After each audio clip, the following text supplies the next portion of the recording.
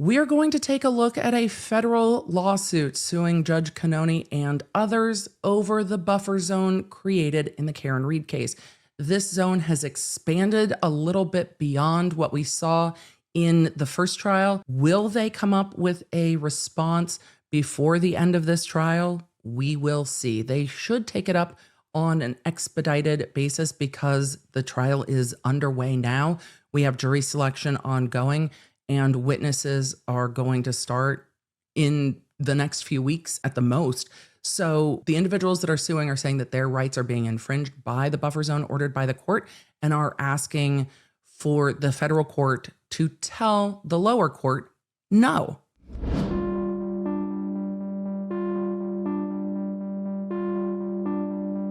Here, the red zone is the buffer zone. We are looking at the court. There's the district court, there's Ames Street. So we are looking at all of this red zone being the buffer zone for the case now.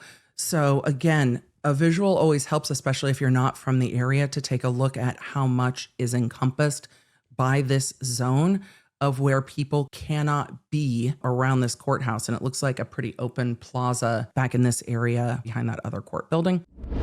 I went through the lawsuit against Judge Cannone, DA Morrissey, and others regarding the First Amendment rights of protesters outside the Karen Read trial. The arguments being that the buffer zone is unconstitutional for enumerated reasons, because it is a prior restraint on speech, because it is protected speech, because it targets just the Karen Read case. The buffer zone order from the court doesn't say there can't be anyone on bullhorns within the buffer zone. It says you can't be demonstrating about the Karen Read case on sound enhancing devices. So there are some questions here, and this has been taken up to the federal court.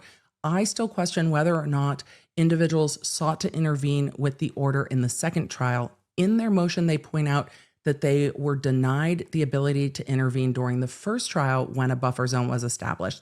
They were silent on whether or not they sought to intervene during the second trial.